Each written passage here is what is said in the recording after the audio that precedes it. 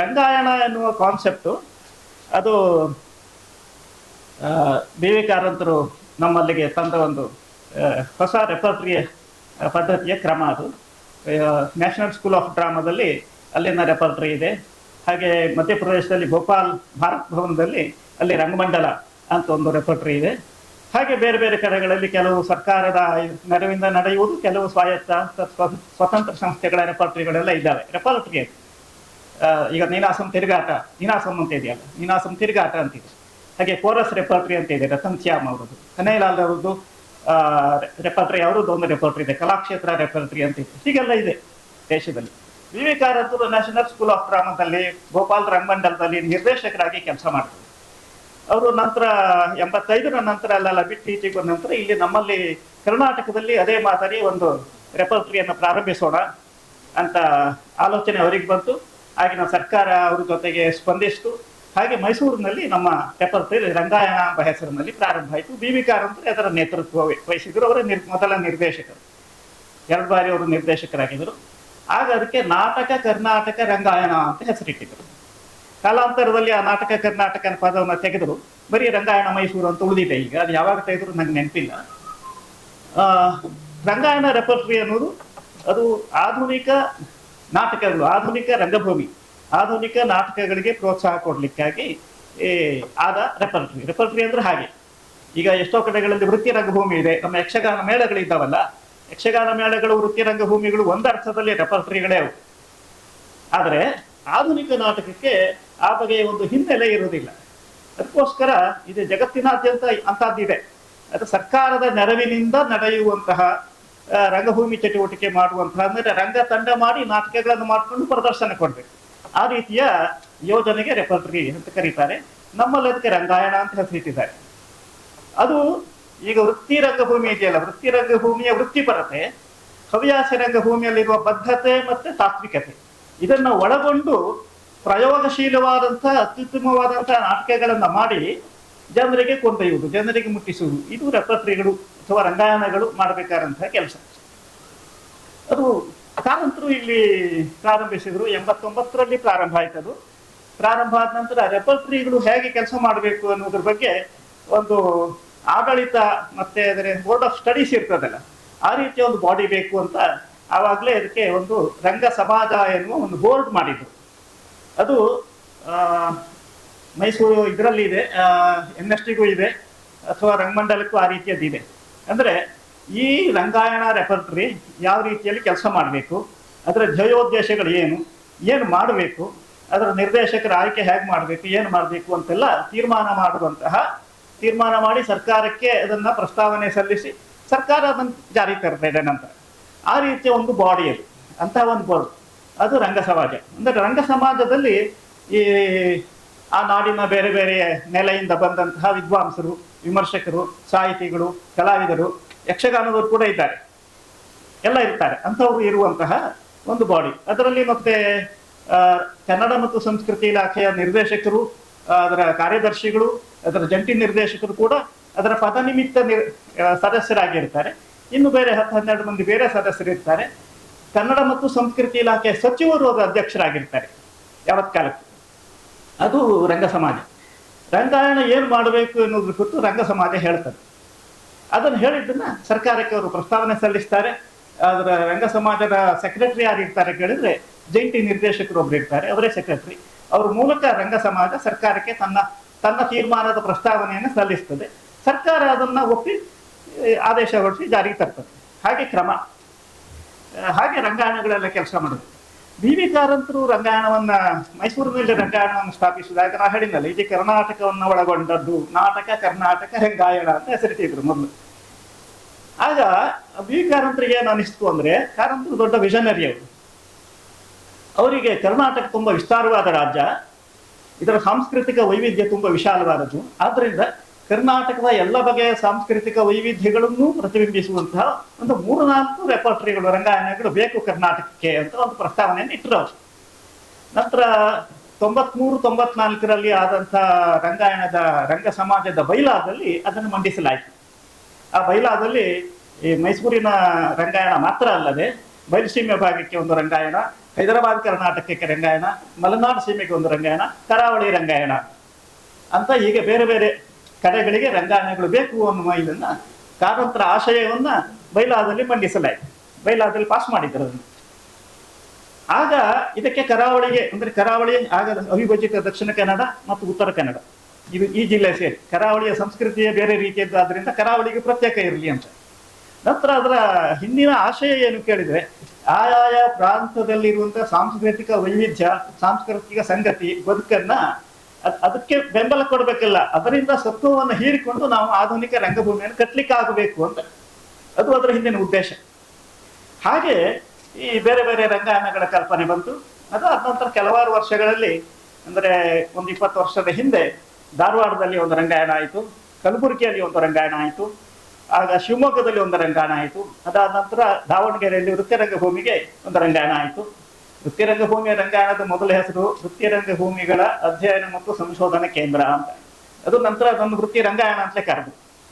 ಹಾಗೆ ಕರಾವಳಿ ರಂಗಾಯಣದ ಇದು ತುಂಬಾ ವರ್ಷಗಳ ಹಿಂದೆ ಉಡುಪಿಯಲ್ಲಿ ಆಗುವುದಂತಾಗಿತ್ತು. ಅದಕ್ಕೆ ಅಲ್ಲೆಲ್ಲೋ ಉಡುಪಿಯಲ್ಲಿ ಯಾವುದೋ ಒಂಥರ ಜಾಗದಲ್ಲಿ ಅದಕ್ಕೆ ಎಂಥದ್ದು ಶಂಕುಸ್ಥಾಪನೆ ಎಲ್ಲ ಅಂತ ಹೇಳ್ತಾರೆ, ಶಿಲಾನ್ಯಾಸ, ಅದು ಕೂಡ ಮಾಡಿದ್ರಂತೆ. ಅದಾದ ನಂತರ ಸರ್ಕಾರಗಳು ಬದಲಾದದ್ರಿಂದಾಗಿ ಅದು ಮುಂದೋಯ್ತು, ಆಗಿಲ್ಲ ಅಲ್ಲಿ.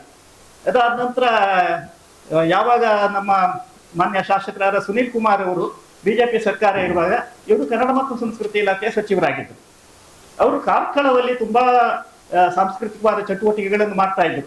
ಅದಕ್ಕೆ ಒಂದು ಒಳ್ಳೆಯ ಉದಾಹರಣೆ ಸುನೀಲ್ ಕುಮಾರ್ ಅವರ ಇದಕ್ಕೆ ವಿಷನ್ಗೆ ಒಂದು ಒಳ್ಳೆಯ ಉದಾಹರಣೆ ಕೋಟಿ ಚೆನ್ನಯ್ಯ ಥೀಮ್ ಪಾರ್ಕ್. ಅವರು ಅಂತ ಕೆಲಸ ಮಾಡ್ತಾ ಇದ್ರು.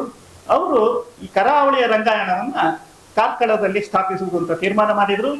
ವಿಶೇಷ ಅಂದ್ರೆ ಕಾರ್ಕಳದಲ್ಲಿ ಕೋಟಿ ಚೆನ್ನಯ್ಯ ಥೀಮ್ ಪಾರ್ಕಿನ ಆವರಣದಲ್ಲಿ ಅದಕ್ಕೆ 3 ಎಕರೆಯಷ್ಟು ಜಾಗವನ್ನು ಮೀಸಲಾಗಿಟ್ರು.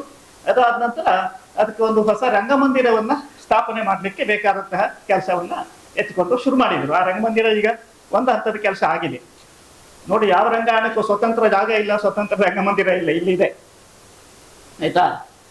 ಇನ್ನೊಂದು ವಿಶೇಷ ಏನಾಯ್ತು ಕೇಳಿದ್ರೆ, ಸುನೀಲ್ ಕುಮಾರ್ ಅವರು ಇಲ್ಲಿನ ರಂಗಾಯಣವನ್ನ, ಕರಾವಳಿಯ ರಂಗಾಯಣವನ್ನ ಇಲ್ಲಿ ಸ್ಥಾಪಿಸುವಾಗ ಇದಕ್ಕೆ ಅಂದಿನ ರಂಗ ಸಮಾಜದವರು ಎಲ್ಲ ಸೇರಿ ಅದಕ್ಕೆ ಯಕ್ಷರಂಗಾಯಣ ಅಂತ ಹೆಸರಿಟ್ಟರು.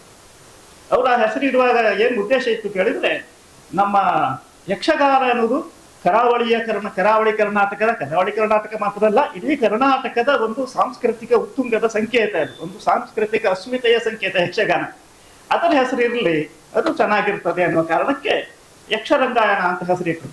ಬೇರೆ ಯಾವ ರಂಗಾಯಣಗಳು ಹಾಗೆ ಪ್ರತ್ಯೇಕ ಹೆಸರಿಲ್ಲ. ರಂಗಾಯಣ ಶಿವಮೊಗ್ಗ, ರಂಗಾಯಣ ಧಾರವಾಡ ಹೀಗೆ ಇರೋದು. ಅದರಿಂದ ಅದು ಆಗ ನನಗೂ ಸ್ವಲ್ಪ ರೋಮಾಂಚ ಆಗಿತ್ತು. ಚಂದ ಇದೆಯಲ್ಲ ಹೆಸರು, ಯಾಕಂದ್ರೆ ನಾನು ಯಕ್ಷಗಾನದ ಮೂಲದಿಂದಲೇ ಬಂದವನು. ಅದಾದ ನಂತರ ಇಲ್ಲಿನ ಮೊದಲ ನಿರ್ದೇಶಕರಾಗಿ ಶ್ರೀ ಜೀವನ್ರಾಮ್ ಸುಳ್ಯ ಅವರು ನಿಯುಕ್ತರಾದರು. ಅವರು ಅದರ ಪ್ರಾರಂಭದ ಕೆಲಸಗಳನ್ನೆಲ್ಲ ಮಾಡಿದರು. ಒಂದು ಹೊಸ ಸಂಸ್ಥೆ ಹುಟ್ಟುವಾಗ ಎಷ್ಟು ಕಷ್ಟಪಡಬೇಕು ಆ ಕಷ್ಟವನ್ನೆಲ್ಲ ಅವರು ಅನುಭವಿಸಿ ಅದಕ್ಕೊಂದು ಬೇಸ್, ಒಂದು ಅಡಿಪಾಯ ಹಾಕಿಕೊಟ್ರು. ನಂತರ ಅವರು ಒಂದು ರೆಪರ್ಟ್ರಿಯನ್ನು ಮಾಡಿ 2 ನಾಟಕಗಳನ್ನು ಆಗ ಮಾಡಿದರು. ಬಹುಶಃ 2 ಚಿನ್ನರ ಮೇಳಗಳನ್ನ, 2 ನಾಟಕಗಳನ್ನ ಮಾಡಿ ಅದನ್ನು ಬೇರೆ ಬೇರೆ ಕಡೆಯಲ್ಲಿ ಪ್ರದರ್ಶನ ನೀಡಿದ್ರು. ಅದಾದ ನಂತರ ಸರ್ಕಾರ ಬದಲಾಯಿತು. ಸರ್ಕಾರ ಬದಲಾದಾಗ ಇದು ಯಾವುದೋ ಒಂದು ಕಾಲದಲ್ಲಿ ಹಾಗಾಗ್ಲಿಕ್ಕೆ ಶುರುವಾಯ್ತು. ಮುಂಚೆ ಹಾಗಿರ್ಲಿಲ್ಲ. ಸರ್ಕಾರ ಬದಲಾದ ಕೂಡಲೇ ಅಕಾಡೆಮಿಗಳ ಅಧ್ಯಕ್ಷರು ಎಲ್ಲ ಬದಲಾಗೋದಿರ್ಲಿಲ್ಲ. ಅದೊಂದು 20 ವರ್ಷ ಹಿಂದೆ ಹಾಗೆ ಶುರುವಾಯಿತು. ಅದು ಯಾಕೆ ಶುರುವಾಯ್ತು ನಮ್ಗೆ ಗೊತ್ತಿಲ್ಲ. ಆಗ ಸರ್ಕಾರ ಬದಲಾದ ಕೂಡಲೇ ಇದೆಲ್ಲ ಬದಲಾಗೋದಾಯ್ತು. ಹಾಗೆ ಅದು ಬದಲಾಯಿತು. ಜೀವನ್ರಾಮ್ ಸುಳ್ಳಿ ಅವರಿಗೆ ಇನ್ನೂ 1-2 ವರ್ಷದ ಅವಧಿ ಇತ್ತು. ಆ ಅವಧಿ ಸಿಕ್ಕಿದ್ರೆ ಇನ್ನೊಂದಷ್ಟು ಕೆಲಸ ಆಗ್ತಿತ್ತು. ಬದಲಾದ ನಂತರ ಬೇರೆ ಸರ್ಕಾರ ಬಂದ ನಂತರ ಬಹುಶಃ ಸುಮಾರು ಒಂದು ವರ್ಷದ ಮೇಲೆ 4 ತಿಂಗಳವರೆಗೆ ಈ ರಂಗಾಯಣಗಳಿಗೆ, ಅಕಾಡೆಮಿಗಳಿಗೆ ಅಧ್ಯಕ್ಷರನ್ನ ಮತ್ತು ನಿರ್ದೇಶಕರನ್ನ ನೇಮಕ ಮಾಡಿರಲಿಲ್ಲ.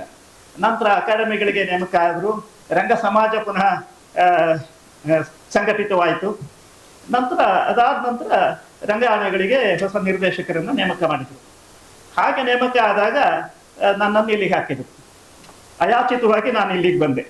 ಇಲ್ಲಿಗೆ ಬಂದಾಗ ನನಗೆ ತುಂಬ ಖುಷಿಯಾಗಿತ್ತು. ಯಾಕಂದರೆ ಈ ಜಾಗ, ಈ ಪರಿಸರ, ಇದು ಒಂದು ರೀತಿ ಹಳೆ ಮೈಸೂರು ಇದ್ದಾಗೆ ನಮ್ಮಲ್ಲಿನ ಹಳೆಯ ಕಾರ್ಕಳ ತುಂಬ ಚೆಂದ ಇದೆ. ನಮ್ಮ ಜಾಗ ಕೂಡ ತುಂಬ ಚೆಂದ ಇದೆ. ಹಾಗೆ ಖುಷಿಯಾಗಿತ್ತು. ನಂತರ ನನಗೆ ಈ ಹೆಸರೆಲ್ಲ ಖುಷಿಯಾಗಿತ್ತು. ನಾನು ಆಗಾಗಲೇ ನಿವೃತ್ತ. ನನಗೊಂದು ಹೊಸ ಇದಕ್ಕೆ ಕೆಲಸ ಮಾಡ್ಲಿಕ್ಕೆ ಒಂದು ಅವಕಾಶ ಸಿಕ್ಕಿದಾಗಾಯ್ತು. ಆ ಉದ್ದೇಶದಿಂದಾಗಿ ನಾನು ಬಂದೆ ಅಷ್ಟೇ. ನನಗೆ ಬರಬೇಕಂತ ಏನಿರಲಿ. ಆ ಕಾರಣಕ್ಕಾಗಿ ಬಂದೆ, ಒಂದು ಹೊಸ ಕೆಲಸ ಮಾಡ್ಲಿಕ್ಕೆ ಒಂದು ಅವಕಾಶ ಸಿಗ್ತದಲ್ಲ ಅಂತ ಬಂದೆ.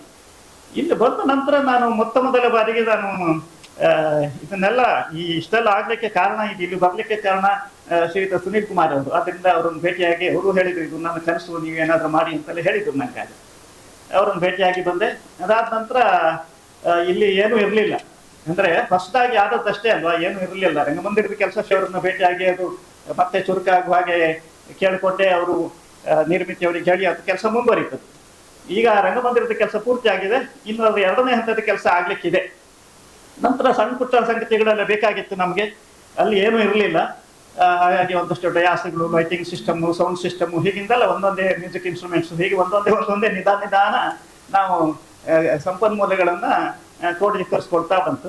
ನಂತರ ಇಲ್ಲಿ ಬಂದ ಹೊಸದರಲ್ಲಿ ನಾನು ಇಡೀ ಕರಾವಳಿಯ ಬೇರೆ ಬೇರೆ ಪ್ರಾಂತದ ರಂಗ ಕಲಾವಿದರನ್ನು ಮತ್ತು ಯಕ್ಷಗಾನದ ಕಲಾವಿದರನ್ನು ಸೇರಿಸಿ ಒಂದು ಮೀಟಿಂಗ್ ಮಾಡಿದೆ. ಒಂದು ಮೀಟಿಂಗ್ ಉಡುಪಿಯಲ್ಲಿ ಮಾಡಿತ್ತು, NGM ಕಾಲೇಜಿನ ರವೀಂದ್ರ ಮಂಟಪದಲ್ಲಿ ಮಾಡಿತ್ತು. ಆಗ ಶ್ರೀಯುತ ರಾಘವ್ ನಂಬ್ಯಾರ್ ಅವರ ನೇತೃತ್ವದಲ್ಲಿ ಎಲ್ಲ ಸೇರಿ ನಾವು ಚರ್ಚೆ ಮಾಡಿತ್ತು. ಇನ್ನೊಂದು ಮೀಟಿಂಗ್ ಮಂಗಳೂರು ತುಳು ಭವನದಲ್ಲಿ ಮಾಡಿತ್ತು, ಡಾಕ್ಟರ್ ಪ್ರಭಾಕರ್ ಜೋಶಿ ಅವರ ನೇತೃತ್ವದಲ್ಲಿ ಎಲ್ಲ ಯಕ್ಷಗಾನದವರು ರಂಗಭೂಮಿ ಕಲಾವಿದರು ಸೇರಿದ್ರು, ಅಲ್ಲೊಂದು ಮೀಟಿಂಗ್ ಮಾಡಿತ್ತು. ಇನ್ನೊಂದು ಮೀಟಿಂಗ್ ಹೊನ್ನಾವರದಲ್ಲಿ ಮಾಡಿದೆ, ಉತ್ತರ ಕನ್ನಡ ಜಿಲ್ಲೆಯ ಮೀಟಿಂಗ್ ಹೊನ್ನಾವರದಲ್ಲಿ ಮಾಡಿದೆ. ಹೊನ್ನಾವರದಲ್ಲಿ ಅಲ್ಲಿ ಶ್ರೀಮಯ ಯಕ್ಷಗಾನ ಕೇಂದ್ರ ಇದೆ, ದಿವಂಗತ ಶಂಭು ಹೆಗಡೆ ಅವರು ಪ್ರಾರಂಭಿಸಿದ ಯಕ್ಷಗಾನ ಕೇಂದ್ರ ಅದು.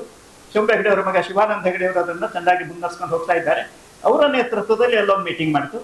ಆ ಮೀಟಿಂಗ್ ಮಾಡಿದಾಗ ಅಲ್ಲಿ ಎಲ್ಲರನ್ನು ಭೇಟಿಯಾಗಿ ಮಾತಾಡ್ತೆ.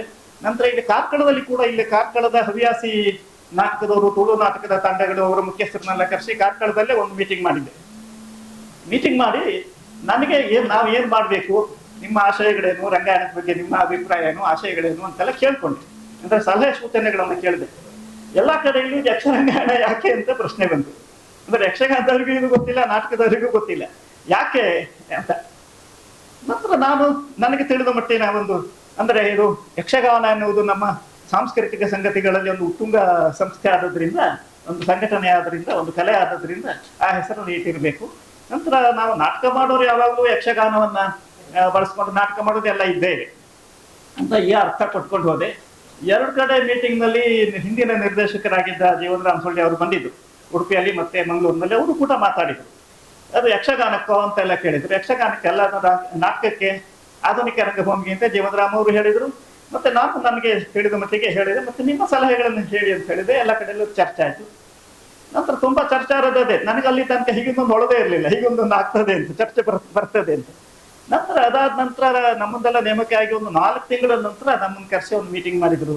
ಇಲಾಖೆ ಮೀಟಿಂಗ್ ಆಗ್ಬೇಕಲ್ಲ, ಸಚಿವರ ನೇತೃತ್ವದಲ್ಲಿ ಆಗುವ ಮೀಟಿಂಗ್ ಇದು. ಆ ಮೀಟಿಂಗ್ ನಲ್ಲಿ ಅಲ್ಲಿ ಹೋಗಿ ನೋಡಿದ್ರೆ ರಂಗ ಸಮಾಜದ ಹೊಸ ಸದಸ್ಯರೆಲ್ಲ ಇದನ್ನೇ ಚರ್ಚೆ ಮಾಡ್ತಾ ಇದ್ರು. ಅವರು ಚರ್ಚೆ ಮಾಡಿದ್ರು. ನಂತರ ಅದಕ್ಕೆಲ್ಲ ಹೆಸರು ಇಲ್ಲ, ಇದಕ್ಕೊಂದು ಹೀಗೆ ಒಂದು ಹೆಸರು ಇದೆ ಅಲ್ಲ, ಇದು ಏನ್ ಮಾಡೋದು ಅಂತ. ನಾನು ಯಾಕೆ ಅಂತ ನಂತರ ಅರ್ಥ, ನಾನು ಹೇಳಿದ ಅರ್ಥನೇ ಅವರು ಹೇಳ್ಕೊಳ್ತಾ ಇದ್ರು. ಇದೇ ರೀತಿಯ ಅರ್ಥನ ಅವರಿಗೆ ಅವರ ಸಮಾಧಾನಕ್ಕೆ ಹೇಳ್ಕೊಂಡ್ರು. ಹಾಗೆಲ್ಲ ಆಯ್ತು. ನಾನು ಹೇಳಿದ್ ನಾನು ಎಲ್ಲರನ್ನ 100 ಜನರನ್ನ ಕೇಳಿ ಕಾಂಟ್ಯಾಕ್ಟ್ ಮಾಡಿ ಕೇಳಿದಾಗ ಇಂಥ ಚರ್ಚೆ ಬಂದಿತ್ತು, ಅದರಿಂದ ನಮಗೇನು ತೊಂದರೆ ಇಲ್ಲ ಅಂತೇಳಿ ನಾನು ಅಲ್ಲಿ ಹೇಳಿದ್ದೆ. ಆಯ್ತು, ನಾನು ಬಂದು ಕೆಲಸ ಶುರು ಮಾಡ್ತು. ನಂತರ ನಾವೊಂದು ಟೀಮ್ ಮಾಡ್ತೀವಿ. ಒಂದು ಟೀಮ್ ಮಾಡೋದಕ್ಕಿಂತ ಮೊದಲೇ ಬೇರೆ ಬೇರೆ ಕೆಲಸಗಳನ್ನು ಮಾಡಿರ್ತೀವಿ. ಟೀಮ್ ಮಾಡಿ ನಾಟಕ ಮಾಡ್ಲಿಕ್ಕೆ ಶುರು ಮಾಡ್ತು. ಹೀಗೆಲ್ಲ ಆಗುವಾಗ ನನಗೆ ಮತ್ತೆ ಕೆಲವು ಕಡೆಗಳಿಂದ ಹೀಗೆ ಪ್ರಶ್ನೆಗಳು ಬರ್ಲಿಕ್ಕೆ ಶುರು ಮಾಡ್ತೀನಿ, ನೀವು ಯಕ್ಷಗಾನ ಮಾಡಬೇಕು ಅಂತ. ನಾನು ಮೊದಲ ನಾಟಕವನ್ನೇ ಯಕ್ಷಗಾನದ ಶೈಲಿಯಲ್ಲಿ ಮಾಡಿದ್ದೆ. ಆರೊಡನೆ ಕಾದುವೆನು ಅಂತ ಕುಮಾರವ್ಯಾಸ ಭಾರತದಿಂದ ಆರಿಸಿದ ಒಂದು ಭಾಗ. ನೀವು ಯಕ್ಷಗಾನ ಮಾಡಬೇಕು, ನೀವು ಬರೀ ನಾಟಕ ಮಾಡೋದಲ್ಲ, ಯಕ್ಷಗಾನ ಮಾಡಬೇಕು ಅಂತ ಹೇಳಿ ನನಗೆ ಸ್ವಲ್ಪ ಎಲ್ಲ ಏನ್ ಮಾಡ್ಬೇಕು ನಾನು ಆಗಿದ್ದಾರೆ ಅಂತ ಸಮಸ್ಯೆ ಆಯ್ತು. ಕಡೆ ನಾನು ಮುಂದಿನ ಮೀಟಿಂಗ್ ನಲ್ಲಿ ಅದನ್ನು ಇಟ್ಟೆ. ಈಗ ನಾನು ಏನ್ ಮಾಡ್ಬೇಕು ಅಂದ್ರೆ, ಇಲ್ಲಿನ ಈ ಕಡೆಯಿಂದ ನನಗೆ ನೀವು ಯಕ್ಷಗಾನ ಮಾಡಿ ಅಂತ ಬರ್ತದೆ. ಯಕ್ಷಗಾನ ಮಾಡ್ಲಿಕ್ಕೆ ನನ್ಗೆ ಗೊತ್ತಿದೆ, ಯಾಕಂದ್ರೆ ನಾನು ಯಕ್ಷಗಾನ ಗೊತ್ತಿದೆ. ನಾಟಕ ಮಾಡೋದು ಹೇಗಿದ್ರು ನಾನು ನಾಟಕವನ್ನೇ ಕಲ್ತವನು, ನಾಟಕನ ಪಾಠ ಮಾಡ್ತಾ ಇದ್ದವನು. ನಾನು ಏನ್ ಮಾಡ್ಬೇಕು ಹೇಳಿ ಅಂತ. ಯಾಕಂದ್ರೆ ಅದು ನಿರ್ಣಯ ಮಾಡ್ಬೇಕಾದ್ರೆ ರಂಗ ಸಮಾಜ, ನಾನಲ್ಲ, ಸರ್ಕಾರವೂ ಅಲ್ಲ, ರಂಗ ಸಮಾಜ ನಿರ್ಣಯ ಮಾಡ್ಬೇಕಾದದ್ದು ಹೇಳಿ ಅಂತ ಹೇಳಿದೆ. ರಂಗ ಸಮಾಜದಲ್ಲಿ ಚರ್ಚೆ ಆಯ್ತು, 1-2 ಸರಿ ಅದೆಲ್ಲ ಚರ್ಚೆ ಆಯ್ತು. ಇದೆಲ್ಲ ಈಗ ಅಲ್ಲ, 1.5 ವರ್ಷದ ಹಿಂದಿನ ಕಥೆ ಹೇಳ್ತಾ ಇರೋದು ನಾನು. ಚರ್ಚೆ ಆಯ್ತು. ನಂತರ ಇದ್ರ ಮಧ್ಯೆ 3 ಜನ ನಿರ್ದೇಶಕರು ಬದಲಾದ್ರು ಕನ್ನಡ ಮತ್ತು ಸಂಸ್ಕೃತಿ ಇಲಾಖೆಗೆ. ಒಬ್ರು ನಿರ್ದೇಶಕರು ಬಂದಾಗ ಅಂತ ಕೇಳಿದ್ರು, ಅಲ್ಲ ನೀವು ಯಕ್ಷಗಾನ ರಂಗಾಯಣದವ್ರು ಏನ್ ಮಾಡ್ತಿದ್ರಿ ಅಂತ ಕೇಳಿದ್ರು ನಮ್ಗೆ. ಒಬ್ಬರು ನಿರ್ದೇಶಕರು ಬದಲಾಗಿ ಬಂದಾಗ ಅವರಿಗೂ ಗೊತ್ತಿರ್ಲಿಲ್ಲ. ಕೊನೆಗೆ ಅವರಿಗೆ ಎಲ್ಲ ಹೇಳಿದ್ರು, ಹೀಗೆ ಗೊತ್ತಾಯ್ತು. ನಂತರ ಹೀಗೆ ಕತೆ. ಅದಾದ ನಂತರ ನನಗೆ ಒಂದು 2-3 ಬಾರಿ ಹೀಗಿಂದ ಇಲ್ಲ ಇಲ್ಲ ನೀವು ಯಕ್ಷಗಾನ ಮಾಡಬೇಕು, ನಿಮ್ಗೆ ಖುಷಿ ಬಂದಾಗ ಮಾಡೋದಲ್ಲ ಅನ್ನುವ ನೆಲೆಯ ಮಾತುಗಳು ನನಗೆ ಬಂದಾಗ ನಾನು ಹಾಗಾದ್ರೆ ಏನ್ ಮಾಡ್ಬೇಕು ಅಂತ ನನ್ಗೊಂದು ಬೈಲ ಮಾಡಿಕೊಡಿ ಅಂತ ಕೇಳಿದೆ ಈ ರಂಗ ಸಮಾಜದವರಿಗೆ. ಆದ್ರೆ ಬೈಲ ಬೇರೆ ಎಲ್ಲ ರಂಗಾಯಣಿಗಳಿಗೆ ಬೈಲ ಮಾಡೋ ಕ್ರಮ ಇಲ್ಲ. ಒಂದೇ ಬೈಲ ಮೈಸೂರು ರಂಗಾಯಣಕ್ಕೆ ಇರುವುದು, ಅದೇ ಬೈಲ, ಬೇರೆ ಬೈಲ ಇಲ್ಲ. ಹಾಗಾದ್ರೆ ನಾವು ಏನ್ ಮಾಡ್ಬೇಕು, ಹೇಗೆ ಮಾಡ್ಬೇಕು ಅನ್ನೋದು ಒಂದು ಸ್ಪಷ್ಟೀಕರಣಕ್ಕೆ ನನ್ಗೇನಾದ್ರೂ ನಿರ್ದೇಶ ಕೊಡಿ ಅಂತ ಕೇಳಿದೆ. ಆಗ ಅಲ್ಲಿ ಚರ್ಚೆ ಆಯ್ತು. ಚರ್ಚೆ ಆದಾಗ ಕೆಲವರು ಏನ್ ಹೇಳಿದ್ರು ಕೇಳಿದ್ರೆ, ಇದಕ್ಕೊಂದು ಈ ಹೆಸರಿಟ್ಟದಿಂದಾಗಿ ಈ ಸಮಸ್ಯೆ ಹುಟ್ಟಿದೆ. ಯಾಕಂದ್ರೆ ಇದು ಯಕ್ಷಗಾನಕ್ಕಾಗಿಯೋ ಹೌದೋ ಅಲ್ವೋ ಎನ್ನುವ ಚರ್ಚೆ ಹುಟ್ಟಿದೆ. ಅದಕ್ಕೆ ಸುಮ್ಮನೆ ರಂಗಾಯಣ ಅಂತ ಇಟ್ಟಿದ್ದು ಬರಲಿಲ್ಲ ಅಂತ ಅಲ್ಲಿ ಚರ್ಚೆ ಆಯ್ತು. ಅದಾದ ನಂತರ ಕೆಲವರು ಯಾರೋ ಸೂಚಿಸಿದ್ರು, ಈ ಬೈಲಾದಲ್ಲಿ ಕರಾವಳಿ ರಂಗಾಯಣ ಅಂತ ಒಂದು ಪದ ಇದೆ, ಅದನ್ನ ಇಟ್ರು ಹೇಗೆ ಅಂತ ಚರ್ಚೆ ಬಂತು. ಆದ್ರೆ ಅಲ್ಲಿ ಬೈಲಾದಲ್ಲಿ ಕರಾವಳಿ ರಂಗಾಯಣ ಅಂತ ಇರೋ ಹೆಸರಲ್ಲ, ಅದು ಕರಾವಳಿಗಾಗಿ ಒಂದು ರಂಗಾಯಣ ಬೇಕು ಅನ್ನುವ ಅರ್ಥದಲ್ಲಿ ಇದ್ದದ್ದು. ಆದ್ರೆ ಅದು ನುಡಿಗಟ್ಟು ಕರಾವಳಿ ರಂಗಾಯಣ ಅಂತ ಇದೆ, ಅದು ಯಾರಿಗೂ ಚಂದ ಅಂತ ಅನಿಸಿರ್ಬೇಕು. ಹಾಗೆ ಅನಿಸಿ ಇದನ್ನೇ ಹೆಸರು ಮಾಡಿದ್ರು ಹೇಗೆ ಅಂತ ಅವರು ರಂಗ ಸಮಾಜದವರು ಚರ್ಚೆ ಮಾಡಿದ್ರು. ರಂಗ ಸಮಾಜದವರು ಚರ್ಚೆ ಮಾಡಿ ಸಚಿವರು ಹೇಳಿದ್ರು, ನೀವು ಅದನ್ನು ಏನಂತ ಹೇಳಿ ಚರ್ಚೆ ಮಾಡಿ, 1 ವರ್ಷ ಹಿಂದಿನ ಕತೆ ಹೇಳ್ತಾ ಇರೋದು ನಾನು, ನೀವು ಇದನ್ನು ಏನಂತ ನೀವು ತೀರ್ಮಾನ ಮಾಡಿ ಅದನ್ನು ಪ್ರಸ್ತಾವನೆ ಸಲ್ಲಿಸಿ ಅಂತ ಸಚಿವರು ಹೇಳಿದ್ರು. ಅದಾದ ನಂತರ ಏನಾಯ್ತು ಅಂತ ನನ್ಗೆ ಗೊತ್ತಿಲ್ಲ, ತುಂಬಾ ಸಮಯ ಆಯ್ತು, ಯಾಕಂದ್ರೆ ಅದು 1 ವರ್ಷ ಹಿಂದಿನ ಕತೆ. ಅದಾದ ನಂತರ ನಮ್ಮ ಕೆಲಸ ನಾವಿಲ್ಲಿ ಮಾಡ್ತಾ ಹೋಯ್ತು. ಕಳೆದ ತಿಂಗಳು ಅದನ್ನ ಅವರು ಪ್ರಸ್ತಾವನೆ ಸಲ್ಲಿಸಿ ಸರ್ಕಾರ ಅದನ್ನು ಪಾಸ್ ಮಾಡಿದೆ ಅಂತ ಸುದ್ದಿ ಬಂತು. ನಾನು ಹೈಕೋರ್ಟಲ್ಲಿದ್ದೆ. ನಂತರ ಮೊನ್ನೆ ಜೂನ್ 4ನೇ ತಾರೀಕು ನಮಗೆ ಆರ್ಡರ್ ಬಂತು ಇಲ್ಲಿ ತಲುಪ ಇದರ. ಆದ್ರೆ ಅದ್ರಲ್ಲಿ ಏನ್ ಮಾಡಿದ್ದಾರೆ ಅಂದ್ರೆ, ಕರಾವಳಿ ರಂಗಾಯಣ ಅಂತ ಹಿಂದಿನ ಆದೇಶ ಇದೆಯಲ್ಲ, ಆ ಆದೇಶದಲ್ಲಿ ಕರಾವಳಿ ರಂಗಾಯಣ ಏನ್ ಮಾಡ್ಬೇಕು ಅಂದ್ರೆ ಯಕ್ಷರಂಗಾಯಣ ಅಂತ ಆದಾಗ ಆದೇಶ ಇದೆಯಲ್ಲ, ಅದರಲ್ಲಿ ಏನ್ ಮಾಡಬೇಕು ಅಂತ ಎಲ್ಲ ಇದೆ. ಒಂದು 2 ಪ್ಯಾರ ಇದೆ. ಅದರಲ್ಲಿರುವ ಯಾವುದನ್ನು ಬದಲಿಸಲಿಲ್ಲ, ಬರೀ ಹೆಸರನ್ನು ಮಾತ್ರ ಬದಲಿಸಿ ಅವರು ಆದೇಶ ಹೊರಡಿಸಿದ್ರು. ಮತ್ತೆಲ್ಲ ಹಾಗೆ ಇರ್ತದೆ ಅಂತ ಆದೇಶ ಹೊರಡಿಸಿದ್ರು. ಆದೇಶ ಹೊರಡಿಸಿದ ನಂತರ ನಾನು ಶ್ರೀಯುತ ಸುನೀಲ್ ಕುಮಾರ್ ಅವರನ್ನು ಭೇಟಿಯಾಗಿ ಹೀಗೆ ಬಂದಿದೆ ಅಂತ ಅವರಿಗೆ ಹೇಳಿ ಬಂದಿದ್ದೆ. ಅದಾದ ನಂತರ ಉಡುಪಿಲಿ ಒಂದು ಪ್ರೆಸ್ ಮೀಟಿಂಗ್ ಮಾಡಿ ಹೇಳಿ ಬಂದೆ. ಅದಾದ ನಂತರ ಸ್ವಲ್ಪ ಚರ್ಚೆ ಎಲ್ಲ ಆಗ್ತಾ ಇತ್ತು ಇಲ್ಲಿ, ಯಾಕೆ ಹೇಗಾಯ್ತು, ಬೇಕಾಯಕ್ಕೆ ಆಯ್ತು, ಯಾಕಾಯ್ತು, ಏನಾಯ್ತು ಅಂತೆಲ್ಲ ಚರ್ಚೆ ಎಲ್ಲ ಆಗ್ತಾ ಇದೆ. ಅದಕ್ಕೋಸ್ಕರ ನಾನು ಸ್ಪಷ್ಟೀಕರಣಕ್ಕೋಸ್ಕರ ಇದನ್ನು ಮಾಡ್ತಾ ಇದ್ದೇನೆ. ಅಂದ್ರೆ ಇದು ರಂಗ ಸಮಾಜದವರ ತೀರ್ಮಾನ. ಜಿಜ್ಞಾಸೆ ರಂಗಭೂಮಿ ಕರಾವಳಿ ರಂಗಾಯಣ ಮತ್ತು ಯಕ್ಷಗಾನ. ಹೌದು ಅಲ್ಲ, ನನಗದು ಯಾವ್ದಿದ್ರು ತೊಂದರೆ ಇಲ್ಲ. ನನ್ಗೇನು, ನಾವು ಕೆಲಸ ಮಾಡೋರಿಗೆ ಯಾವ್ದಾದ್ರು ಒಂದೇ. ಅಲ್ಲೇ ಕರಾವಳಿ ರಂಗಾಯಣ ಅಂತ ಹೇಳುವಾಗ ಅವ್ರು ಏನ್ ಮಾಡಿದ್ರು ಅಂದ್ರೆ, ಯಾರು ರಂಗ ಸಮಾಜದವ್ರು ಏನ್ ಚರ್ಚೆ ಮಾಡಿದ್ರು ಅಂದ್ರೆ, ಅದರಿಂದ ನಾನು ಇರುವಾಗ ಆದ ಒಂದು ಚರ್ಚೆ, ಆ ನಂತರ ಮತ್ತೆ ಏನ್ ಮಾಡ್ತಿದ್ರು ಗೊತ್ತಿಲ್ಲ ನನಗೆ. ಒಂದು ಚರ್ಚೆ, ಯಕ್ಷಗಾನ ಅನ್ನುವ ಪದ, ಯಕ್ಷ ಅನ್ನುವ ಪದ ಬರೀ ಯಕ್ಷಗಾನವನ್ನು ಮಾತ್ರ ಸ್ಪೆಸಿಫೈ ಮಾಡ್ತದೆ. ಕರಾವಳಿ ಅಂತ ಅಂದ್ಬಿಟ್ರೆ ಇಡೀ ಕರಾವಳಿ ಜಿಲ್ಲೆಗಳ, ಅಂದ್ರೆ ಕಾಸರಗೋಡಿಂದ ಹಿಡಿದು ಕಾರವಾರದವರೆಗೆ ಕರಾವಳಿ ಜಿಲ್ಲೆಗಳ ಸಾಂಸ್ಕೃತಿಕ ಅಸ್ಮಿತೆಯನ್ನ, ಸಾಂಸ್ಕೃತಿಕ ಕಲೆಗಳು ಮತ್ತು ಬದುಕು ಅದನ್ನೆಲ್ಲ ಬಿಂಬಿಸುವ ಒಂದು ಪದ ಆಗುವ ಹಾಗೆ ನಾವು ಕರಾವಳಿ ಅನ್ನೋ ಪದವನ್ನ ಬಳಸಬಹುದು ಅಂತ ಅವರು ಮಾತಾಡಿದ್ರು ಅಲ್ಲಿ. ಹಾಗೆ ಹಾಗೆ ಚರ್ಚೆ ಮಾಡಿದ್ರು. ಖಂಡಿತ ಖಂಡಿತ ಹೌದೌದು. ಯಕ್ಷಗಾನ ಅಂದಾಗ ಎಲ್ಲವನ್ನು ಒಳಗೊಳ್ಳುವುದಿಲ್ಲ. ಯಕ್ಷಗಾನ ಒಂದು ಪ್ರತ್ಯೇಕವಾದ ಆಗಿಬಿಡುತ್ತೆ. ಯಾಕಂದ್ರೆ ಯಕ್ಷಗಾನ ಅನ್ನುವ ಪ್ರತ್ಯೇಕ ಸಾಂಪ್ರದಾಯಿಕ ರಂಗಭೂಮಿ ಇರುವುದರಿಂದಾಗಿ ಅದು ಒಂದು ಪ್ರತ್ಯೇಕ ಆಗ್ತದೆ. ಆದ್ರೆ ಕರಾವಳಿಯದ್ದು ಅನ್ನುವಾಗ ನಾನು ಡಿಫೈನ್ ಮಾಡೋದಿಲ್ಲ. ಕರಾವಳಿಯದ್ದು ಅನ್ನುವಾಗ ಕರಾವಳಿಯ ಬದುಕು ಮತ್ತು ಕರಾವಳಿಯ ಸಂಸ್ಕೃತಿ ಎಲ್ಲರೂ ಸೇರ್ಕೊಳ್ತದೆ ಅಂತ ಅವರ ತೀರ್ಮಾನ. ವಿರೋಧ ಮಾಡುವ ಏನಂದ್ರೆ, ಇದು ನಮಗೆ ಅಷ್ಟು ನೀವು ತಿಳ್ಕೊಂಡವ್ರು, ಅದ್ರ ಬಗ್ಗೆ ನೀವು ಹಿರಿಯರು, ಅಷ್ಟು ಜ್ಞಾನ ಇಲ್ಲ. ಹಾಗಾಗಿ ಇದನ್ನು ವಿರೋಧ ಮಾಡುವವರು ಏನ್ ಹೇಳ್ತಾರೆ ಅಂದ್ರೆ, ಯಕ್ಷಗಾನ ಇದು ಸಾಂಸ್ಕೃತಿಕ ಹಿರಿಮೆ, ಎಲ್ಲವನ್ನು ಒಳಗೊಂಡಿರುವಂತ ಕಲೆಗೆ ಅದರ ಮೂಲ ಅಲ್ಲ, ಆ ರೀತಿ ಸಾಂಸ್ಕೃತಿಕ ಹಿರಿಮೆ ಹೌದು. ಇಲ್ಲ, ನಮ್ಗೆ ಅದ್ರ ಬಗ್ಗೆ ಯಾವ ತಕರಾರು ಏನಿಲ್ಲ. ನನಗೆ ಯಕ್ಷಗಾನ, ನಾನು ಯಕ್ಷಗಾನದಿಂದ ಬಂದವನೇ. ಮೂಲತಃ ನಾನು ಮೊದಲು ಕಲ್ತದ್ದು ಯಕ್ಷಗಾನ. ಶಿವರಾಮ ಹತ್ರ ಯಕ್ಷಗಾನದಲ್ಲಿ ಕಲ್ತವ್ ನಾನು.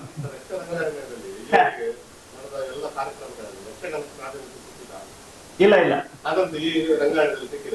ಈ ರಂಗಾಯಣದಲ್ಲಿ ನಾವು ಮೊದಲು ಮಾಡಿದಾಗ, ಹಿಂದೆ ಗೊತ್ತಿಲ್ಲ ನನಗೆ, ಇನ್ನು ಮಾಡಿಲ್ಲ. ನಾವು ಮಾಡಿದಾಗ ನಾವು ಮೊದಲ ನಾಟಕವನ್ನ ಯಕ್ಷಗಾನದ ಅಂಶಗಳನ್ನು ಬಳಸಿ ಮಾಡಿದ್ದು. ಇನ್ನು ಅಲ್ಲಿ ಕಾರ್ಯಕ್ರಮ ಮಾಡಿದ್ದೇವೆ, ಯಕ್ಷಗಾನದ ಹಾಡುಗಾರಿಕೆ ಕಾರ್ಯಕ್ರಮ, ಯಕ್ಷಗಾನ ಅರ್ಥಗಾರಿಕೆ ಕಾರ್ಯಕ್ರಮ ಎಲ್ಲ ಮಾಡಿದ್ದೇವೆ ಅಂತ ಅದನ್ನು ಮಾಡಿದೆ. ನಂತರ ಇನ್ನೊಂದು ನಾಟಕ ನಾವು ಮಾಡಿದ್ದು ಶಿವರಾಮ್ ಕಾರತ್ರ ಸೌಮ್ಯ ಸೌಭಾಗ್ಯ ಎಂಬ ಗೀತೆ ನಾಟಕ. ಅದರಲ್ಲಿ ಕರಾವಳಿಯ ಸಂಸ್ಕೃತಿಯನ್ನು ಬಿಂಬಿಸುವಂತ ಹಾಡಿನ ಟ್ಯೂನ್ಗಳು, ನಂತರ ಬದುಕು ಇದೆ. ತೀರ್ಮಾನ ಅವರದ್ದೇ, ಅದು ಅವ್ರ ತೀರ್ಮಾನ ಅವರಿಗೆ ಬಿಟ್ಟದ್ದು. ಈಗ ರಂಗ ಸಮಾಜ ಇಡೀ ರಾಜ್ಯಕ್ಕೆ ಒಂದು ರಂಗ ಸಮಾಜ. ಹೌದೌದು ಹೌದೌದು ಅಲ್ಲಿ ಸಮಿತಿ ಇರ್ತದಾ ಹೇಗೆ? ಹೌದೌದು ಅದರಲ್ಲಿ ಒಂದು 15 ಜನ ಇರ್ತಾರೆ. ಅಂದ್ರೆ 15 ಜನರಲ್ಲಿ ಸಚಿವರು ಅಧ್ಯಕ್ಷರಾಗಿರ್ತಾರೆ. ಅಂದ್ರೆ ಎಲ್ಲ ಕಾಲದಲ್ಲೂ ಕನ್ನಡ ಮತ್ತು ಸಂಸ್ಕೃತಿ ಇಲಾಖೆ ಸಚಿವರು ಅಧ್ಯಕ್ಷರಾಗಿರ್ತಾರೆ. ಅದಕ್ಕೆ ನಂತರ ಇಲಾಖೆಯ ಕಾರ್ಯದರ್ಶಿಗಳು, ಇಲಾಖೆಯ ನಿರ್ದೇಶಕರು ಇರ್ತಾರಲ್ಲ ಅವರು, ಮತ್ತು ಜಂಟಿ ನಿರ್ದೇಶಕರು, ಒಬ್ರು ಜಂಟಿ ನಿರ್ದೇಶಕರು ಅದರ ಪದನಿಮಿತ್ತ ಸದಸ್ಯರಾಗಿರ್ತಾರೆ. ಇನ್ನು ಶ್ರೀಮಯ ಯಕ್ಷಗಾನ ಕೇಂದ್ರ ಇದೆಯಲ್ಲ ಎಲ್ಲಿ ಹೊನ್ನಾವರದಲ್ಲಿ ಶಂಭುವೇಗಡೆ ಸ್ಥಾಪಿಸಿದ ಯಕ್ಷಗಾನ ಕೇಂದ್ರ, ಅದರ ನಿರ್ದೇಶಕರು ಅದರ ಪದನಿಮಿತ್ತ ಸದಸ್ಯರಾಗಿರ್ತಾರೆ. ನಾಟಕ ಅಕಾಡೆಮಿಯ ಅಧ್ಯಕ್ಷರು ಪದನಿಮಿತ್ತ ಸದಸ್ಯರಾಗಿರ್ತಾರೆ. ಎಲ್ಲಾ ರಂಗಗಳ ಸದಸ್ಯರು ಮತ್ತೆ ಆಡಳಿತಾಧಿಕಾರಿಗಳು ಪದನಿಮಿತ್ತ ಸದಸ್ಯರಾಗಿರ್ತಾರೆ. ಇದಲ್ಲದೆ ಅದರ ಕೋರ್ ಬಾಡಿ ಏನು ಕೇಳಿದ್ರೆ ಒಂದಷ್ಟು ಜನ ಕಲಾವಿದರು, ಸಾಹಿತಿಗಳು, ವಿಮರ್ಶಕರು ಇರ್ತಾರೆ. ಅವರು ಒಂದು 8-9 ಜನ ಇರ್ತಾರೆ. ಅವರು ಅದರ ಮುಖ್ಯ ಸದಸ್ಯರಾಗಿರ್ತಾರೆ. ಇವರೆಲ್ಲ ಪದನಿಮಿತ್ತ ಅವರು ಚರ್ಚೆ ಮಾಡ್ತಾರೆ.